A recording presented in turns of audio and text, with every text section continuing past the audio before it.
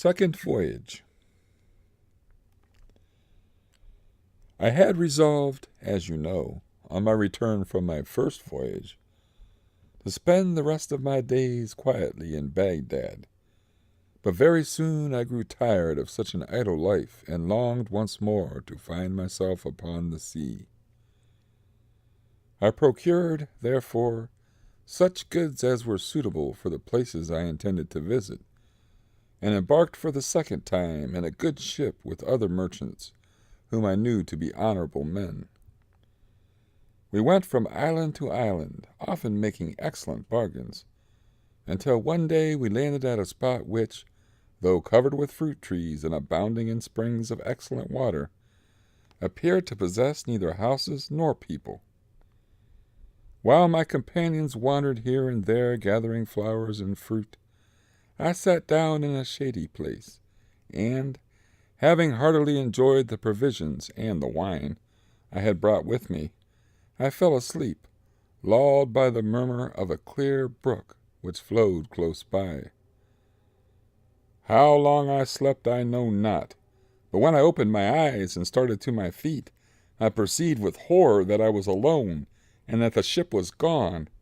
I rushed to and fro like one distracted, uttering cries of despair, and when from the shore I saw the vessel under full sail just disappearing upon the horizon, I wished bitterly enough that I had been content to stay at home in safety. But since wishes could do me no good, I presently took courage, and looked about me for a means of escape.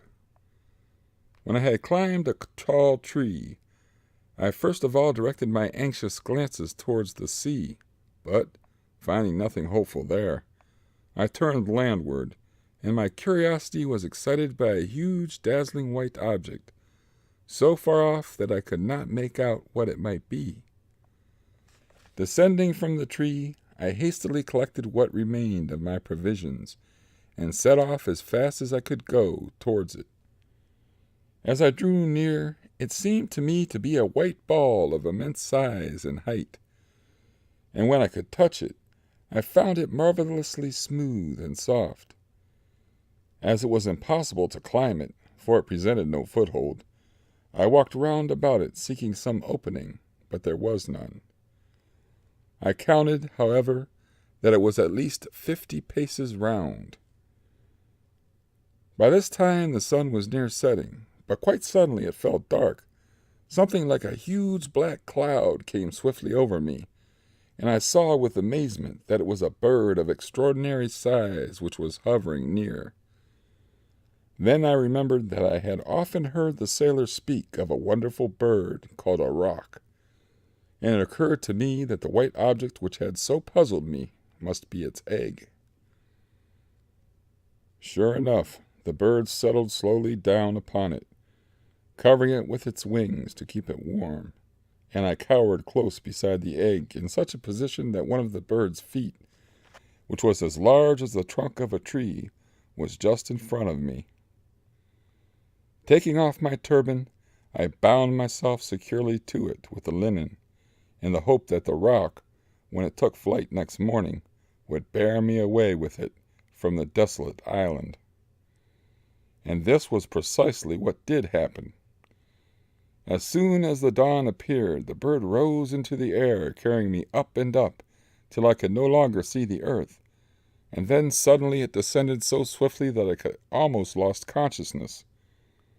When I became aware that the roc had settled, and that I was once again upon solid ground, I hastily unbound my turban from its foot and freed myself, and that not a moment too soon, for the bird, pouncing upon a huge snake, killed it with a few blows from its powerful beak, and seizing it up, rose into the air once more and soon disappeared from my view.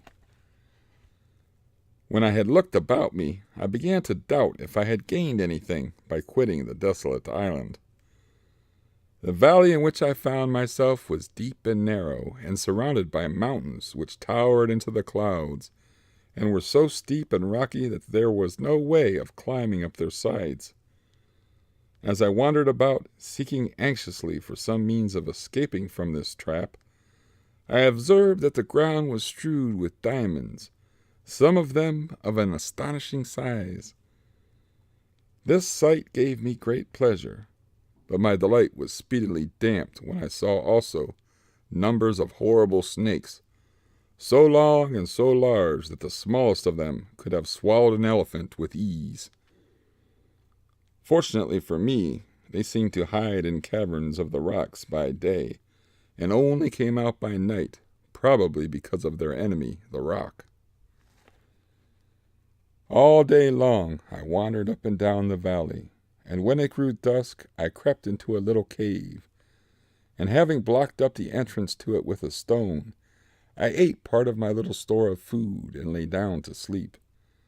But all through the night the serpents crawled to and fro, hissing horribly, so that I could scarcely close my eyes for terror.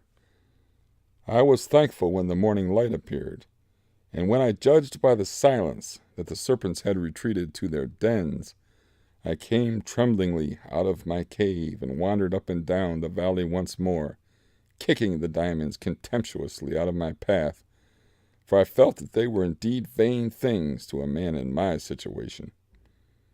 At last, overcome with weariness, I sat down upon a rock, but I had hardly closed my eyes when I was startled by something which fell to the ground with a thud close beside me. It was a huge piece of fresh meat, and as I stared at it, several more pieces rolled over the cliffs in different places. I had always thought that the stories the sailors told of the famous Valley of Diamonds, and of the cunning way which some merchants had devised for getting at the precious stones, were mere travelers' tales invented to give pleasure to the hearers, but now I perceived that they were surely true. These merchants came to the valley at the time when the eagles, which kept their eyries in the rocks, had hatched their young. The merchants then threw great lumps of meat into the valley. These, falling with so much force upon the diamonds, were sure to take up some of the precious stones with them when the eagles pounced upon the meat and carried it off to their nests to feed their hungry broods. Then the merchants, scaring away the parent birds with shouts and outcries, would secure their treasures. Until this moment I had looked upon the valley as my grave, for I had seen no possibility of getting out of it alive. But now I took courage and began to devise a means of escape. I began by picking up all the largest diamonds I could find and storing them carefully in the leathern wallet which had held my provisions. This I tied securely to my belt. I then chose the piece of meat which seemed most suited to my purpose, and with the aid of my turban bound it firmly to my back. This done, I lay down upon my face and awaited the coming of the eagles. I soon heard the flapping of their mighty wings above me, and had the satisfaction of feeling one of them seize upon my piece of meat, and me with it, and rise slowly toward his nest, into which he presently dropped me. Luckily for me, the merchants were on the watch, and setting up their usual outcries, they rushed to the nest, scaring away the eagle. Their amazement was great when they discovered me, and also their disappointment, and with one accord they fell to abusing me for having robbed them of their usual profit. Addressing myself to the one who seemed most aggrieved, I said, "I am sure, if you knew all that I have suffered, you would show more kindness towards me. And as for diamonds, I have enough here of the very best for you and me and all your company." So saying, I showed them to him. The others all crowded round me, wondering at my adventures and admiring the device by which I had escaped from the valley. And when they had led me to their camp and examined my diamonds, they assured me that in all the years that they had carried on their trade, they had seen no stones to be compared with them for size and beauty. I found that each merchant chose a particular nest, and took his chance of what he might find in it. So I begged the one who owned the nest to which I had been carried to take as much as he would of my treasure. But he contented himself with one stone, and that by no means the largest, assuring me that with such a gem his fortune was made, and he need toil no more.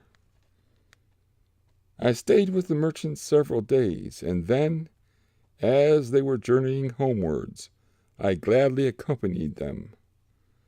Our way lay across high mountains infested with frightful serpents, but we had the good luck to escape them and come at last to the seashore. Thence we sailed to the Isle of Roha, where the camphor trees grow to such a size that 100 men could shelter under one of them with ease. The sap flows from an incision made high up in the tree into a vessel hung there to receive it, and soon hardens into the substance called camphor, but the tree itself withers up and dies when it has been so treated.